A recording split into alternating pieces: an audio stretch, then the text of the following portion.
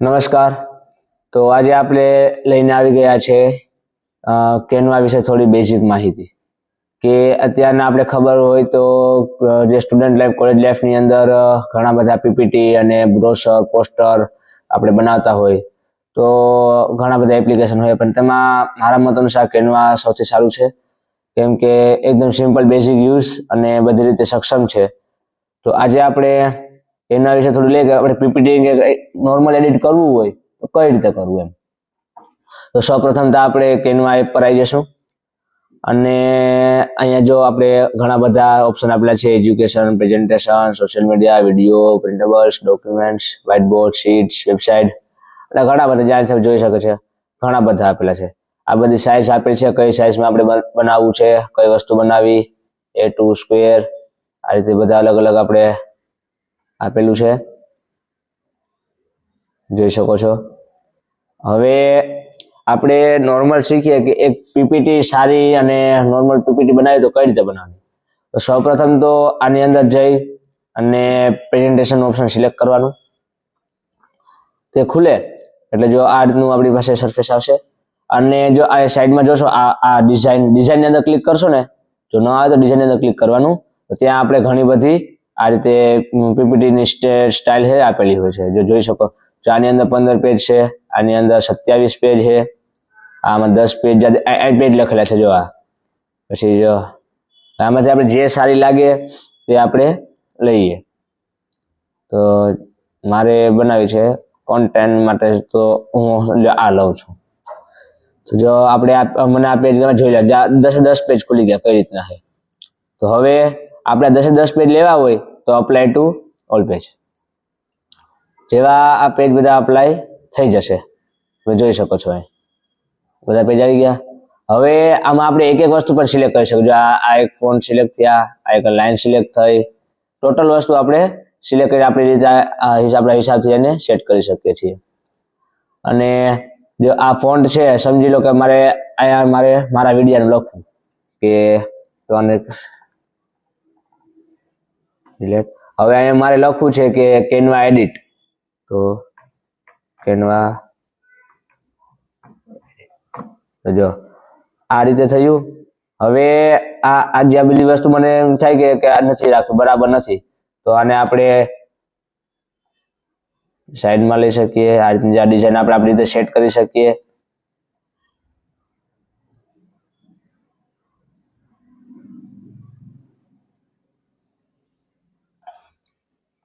એ જે વસ્તુ આપણે ન જોતી હોય તેને આપણે ડિલીટ કરી શકીએ.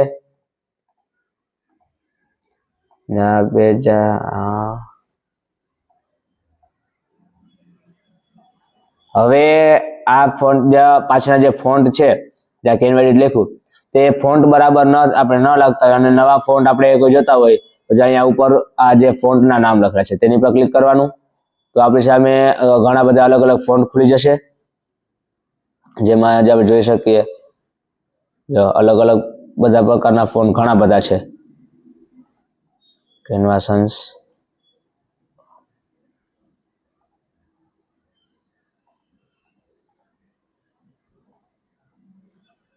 પછી આપણે ગુજરાતીમાં જો કોઈ વસ્તુ લખતા હોય તેના માટે પણ બાલુભાઈ અને ઘણા એવા ફોન્ટ છે જે આપણે જોઈ શકીએ છીએ. તો હું આ ફોન્ટ રાખું છું. હવે આ મોટું થઈ ગયું તો મારે આને સેટ કરવા માટે ક્લિક કરવાનું, પછી હેકુ સેટ કરી દેવાનું.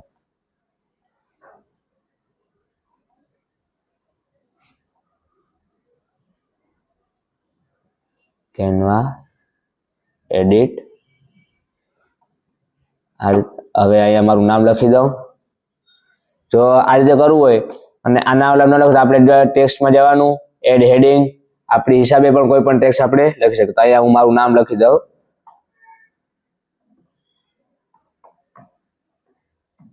રાજ ગોસ્વામી. આ લખી હવે આને અહીંથી લઈને અહીંયા એડજસ્ટ કરી દઈએ અને સાઈઝ સ્મોલ કરી દઈએ.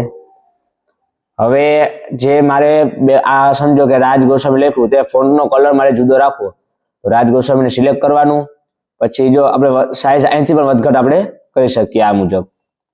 તો આપણે અત્યારે આ સાઈઝ નોર્મલ રાખી છે 49.4. હવે આપણે તેને અહીંથી બોલ્ડ કરી શકીએ, ઇટાલિક, આ ઇટાલિક, પછી તેની નીચે જો અંડરલાઈન કરવી હોય તો આ અંડરલાઈન. પછી ઘણા જે આ રીતે ઘણા ઓપ્શન છે. તો આપણે અત્યારે પછી જેનો કલર બદલવો હોય તો જ્યાં એ લખે છે ને નીચે કલર છે. તો આ રીતે આપણે ઘણા બધા આપણી પાસે કલર ઓપ્શન પર હોય છે. અને આમાંથી જો ન ગમે તો આ રેન્ડમ કલર આપણે આપણી રીતે પણ કોઈ પણ જો આ રીતે એડજસ્ટ કરી શકીએ છીએ આ રીતે.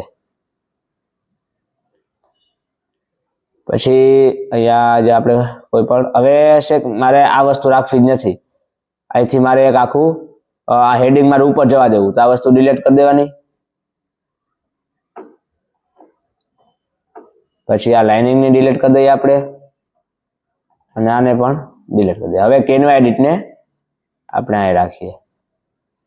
હવે અહીંયા આપણે કોઈ પણ લખી શકીએ, જેમ કે લખીએ કે શું લખીએ તો યુટ્યુબ ફોર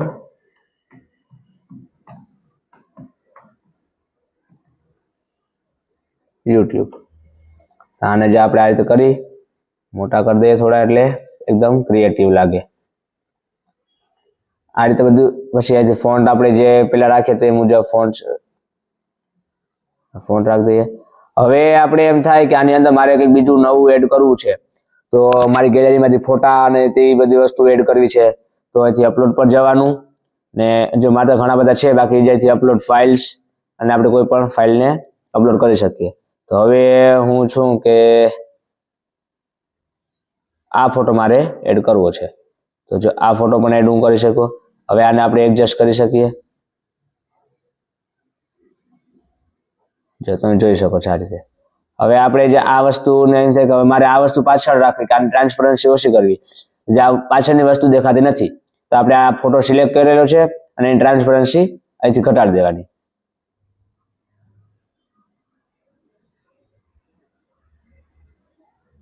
જોઈ શકો છો તમે આ મુજબ. હવે આ મુજબ કે જો આ જે ક્રિએટિવ જે પાછળ આપણે ખબર છે ઓછું દેખાય, તો આને આપણે લેયર સિલેક્ટ કરવાની. લેયરની અંદર જઈને આપણે જે વસ્તુ જ્યાં લિસ્ટ ખુલી ગઈ છે, જ્યાં કેનવા એડિટ, આપણે જો થોડો કલર ઝાંખો થઈ ગયો તો આને અહીંથી ખેંચી અને ઉપર રાખવાની, એથી તે ઉપર દેખાય. જો આ છે જ્યાં ફોટાની ઉપર જો થઈ ગયું, તો જો જ્યાં ફોટાની નીચે રાખીએ જો કલર ઝાંખો છે, અહીંથી જે એકદમ કલર થઈ ગયો. ને આ રીતે બધું એડ કરવાનું.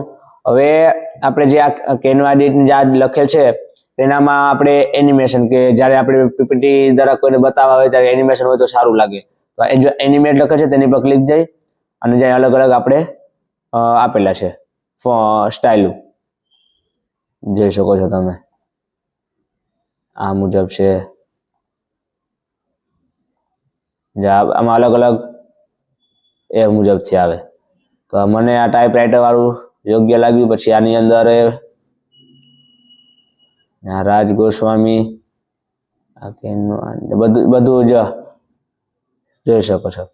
હવે આપણે આખા પેજને એક એનિમેશન આપવું હોય તો આખું સંપૂર્ણ પેજ સિલેક્ટ કરવાનું, એને એનિમેટ. જો આ અલગ અલગ પેજ ના ખુલી ગયા, જોઈ શકો છો તમે. જો પાછળથી તમે બેકગ્રાઉન્ડ જોઈ શકો છો. જો જોઈ શકો છો અલગ અલગ.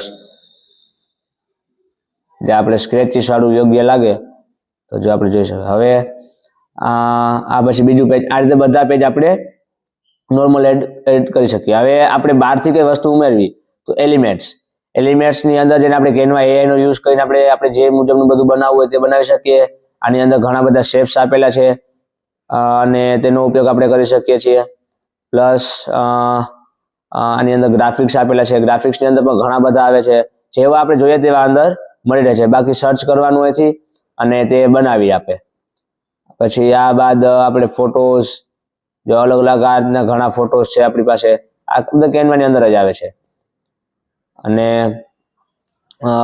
પછી વિડીયો, 3D ઇફેક્ટ્સ બધી રીતે કેનવા બનાવી આપે આપણે.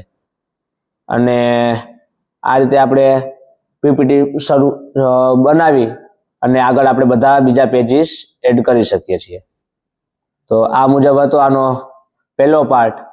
જો સારી લાગી હોય જાણકારી તો લાઈક કરજો, શેર કરજો, સબસ્ક્રાઇબ કરજો અને આવા જ નવા વિડીયો જોવા માટે અમારી ચેનલને સબસ્ક્રાઇબ કરો.